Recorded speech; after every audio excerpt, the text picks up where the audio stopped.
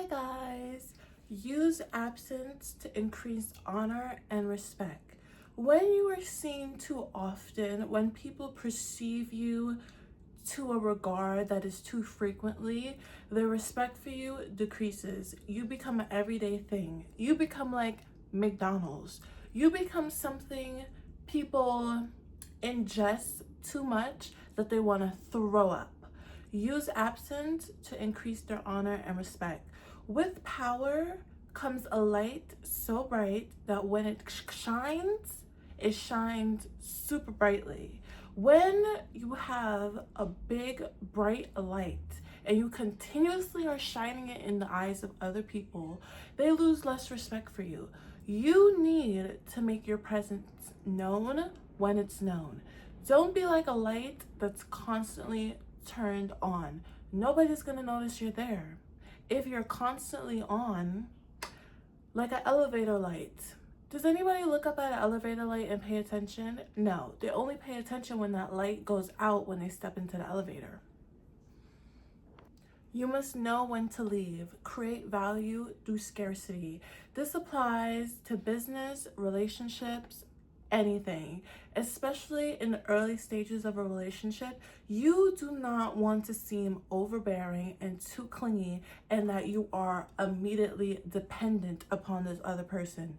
Nobody wants somebody that's going to be solely dependent on them for attention. It is a huge liability, especially when the other person has stuff going on.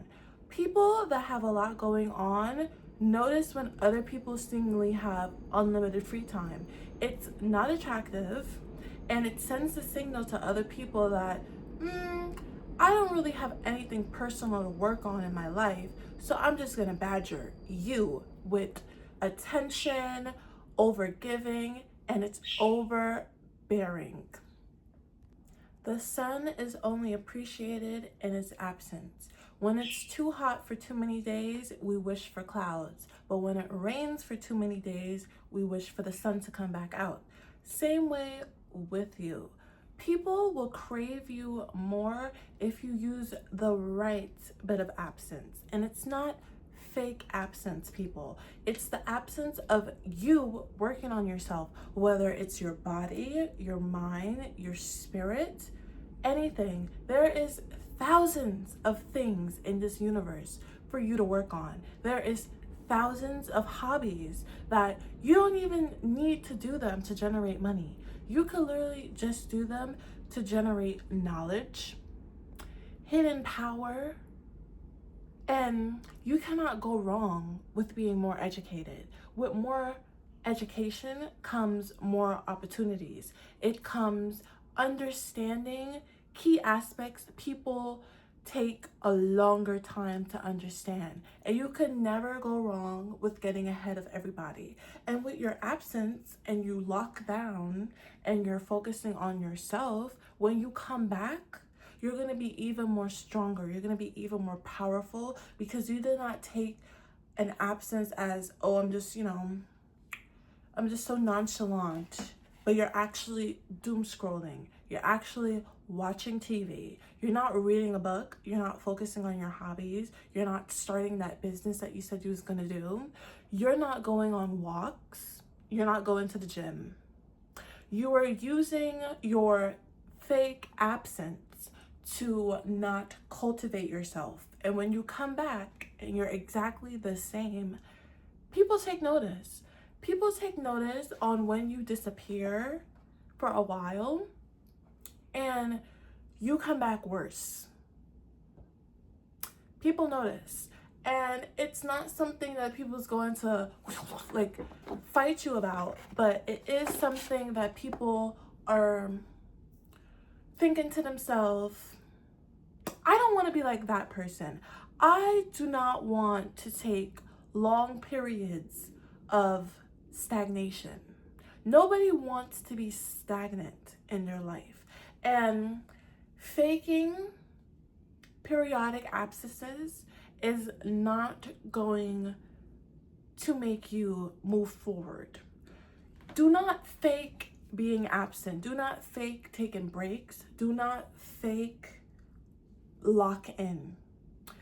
use that period of absence. And it's going to be sporadically when you actually have a goal and a purpose in mind. It's not going to be this day, this, that, and the third all the time. Like, you will plan, you will have goals, but for the most part, when you have to withdraw, it's going to be for a reason. You're going to be pulled to do whatever you're going to accomplish. Okay? Keep others, keep the world suspended in terror of what your next move will be. Everybody is afraid of earthquakes and tornadoes and tsunamis because they come immediately. They come so suddenly, nobody got time to prepare. And if you did get time, you only got a few minutes and you knew it was coming. Be like that. Allow your projects, your goals, your accomplishments to be out there in the universe for you and you alone. Allow yourself to take as much time as you need to plan, prepare, prep. As long as you know that you're going to get it done, take that time. And in the meantime, people are going to be wondering, what are you doing? What are you doing? What do you got up your sleeve? What new project you're working on? You just speeding, hush, fast, speedy deedy. Like, people are going to lose their respect. They're going to lose their eyeballs being drawn towards you when you are rushing into things. People do not need to know your every plan. People do not need to know all your ideas. They do not need to see unfinished projects. What people are most interested in, what the universe is most interested in, is finished, complete projects done to 100% of your ability, not anybody else's ability. Your own uniqueness and creativity. That is what the universe rewards heavily, because we have a lot of things, because humans, we follow each other, we follow trends, a lot of us do have a sheep mentality, and that's just part of being human, because as a village, we collectively are stronger. So if we have the same mindset on certain things, we are stronger together, especially if we agree on something. Why do you think elections is such a big thing? Why do you think the government is such a big thing and laws and regulations is such a big thing? Because it's something that we're supposedly supposed to collectively agree upon together. And that's why voting is such a big thing. You need something that allows you to relax, be in your element, and focus while not immediately spilling out everything. Whatever you do, you need to be able to give yourself that gratification, not other people. Because at the end of the day, when you tell people good news, when people see you're elevating and leveling up, you're going to notice that a lot of those people did not have the best intentions for you. A lot of those people could only stay around you in person when you was at a certain level. Once you surpass this level, they're not going to hang around you because you threaten their identity now. They're like, I related to you in some way when you were down here, because in some way you made people feel better about themselves when you're down here in their eyes. When you elevate, or even when you're in the process of elevating and they're seeing that potential in you, they are not going to be as comfortable, and that's perfectly fine, because for them to be comfortable with you and for you to be comfortable with them, you're gonna have to stay stuck. Don't do that to yourself. So once you start elevating, people are going to take notice, people are going to take heed, but do not do it in a way that is overbearing. Do not be like the sun during an August heat wave. Be like the sun in September. Be like the sun in April, where there's a lot of cloudy days, there's a lot of rain, and that's when people is begging and asking, when is the sun gonna come back? We miss the sun. Be like that. If the sun is always out, people are gonna get tired of it. People are gonna be like, ugh, like, it's hot, I'm sweating, it's too much. Don't be like that. Humans are creatures of habit with an insatiable need to predict and map out other people's patterns. When you are predictable, when you are standard, people are not going to zone in on you. When you are unpredictable, when you are like a leopard, when you are moving and doing stuff, when you do not need to announce everything, is when people really focus on you and draw their attention in. Do not do one concept, one idea, one strategy for too long.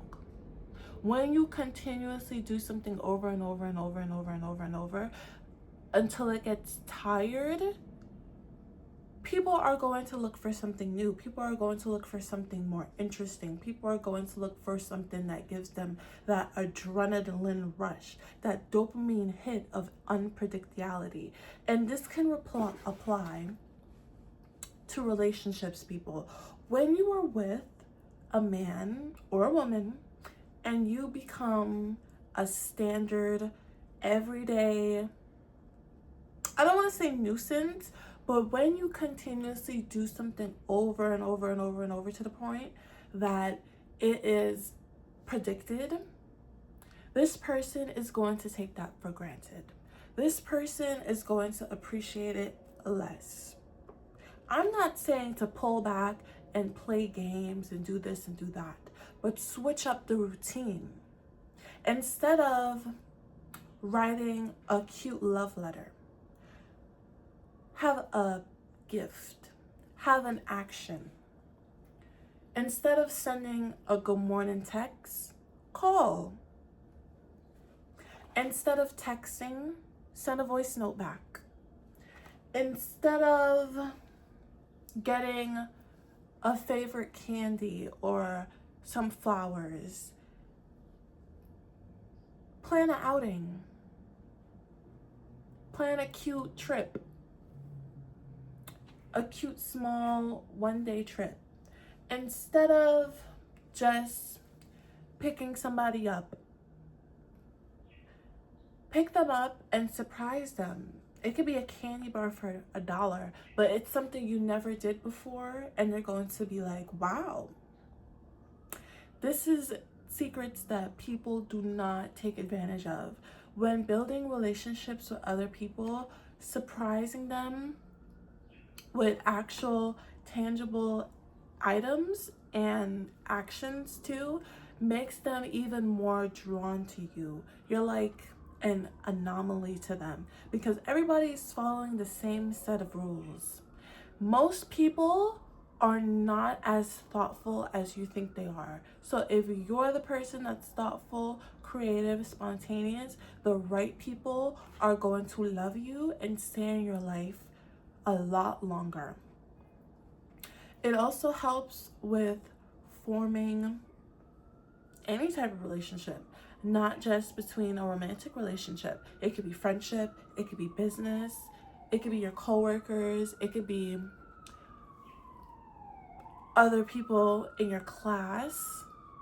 Just switch it up, be different. You see, when celebrities was in their most powerful era, you remember when Nicki Minaj was in the Harajuku era, how it was just so random and unpredictable, and as soon as she started it, it was like she stopped and she didn't do it anymore. Do you remember Lemonade? When Beyonce, I have to cut that part. When Beyonce dropped that surprise album, and the story behind it, the plot twist of what happened, everybody was like, what? That's what happened? That what was going on in the elevator? And as soon as that happened, it was like, okay, country. And it's like the switch up. Like, nobody knows what Beyonce's next album is. Nobody knows where her next move is. She could be making an R&B album. She could be making another country album. She could be making a hip-hop album. You do not know. You do not know. The same thing with Rihanna, who I was saying earlier. You do not know if she's making a new album or not. And that's why people is always like, when's the album? Just like Frank Ocean. We do not know when Frank Ocean is coming back. We do not know if Frank Ocean is coming back. And that's why people is still on his music. And even his old music from a decade ago has millions and millions of streams because people still pay attention to him. Because it's like, we don't know. Frank Ocean could come back today in a surprise album. Or he could come back a decade from now. Or he could never come back. And that's why we're so drawn to him. Because we see his stardom. We see his light, and it's very bright. His music is amazing. But just like he shines it out at us, he pulls it back. That's what you need to do. I hope you guys liked the video.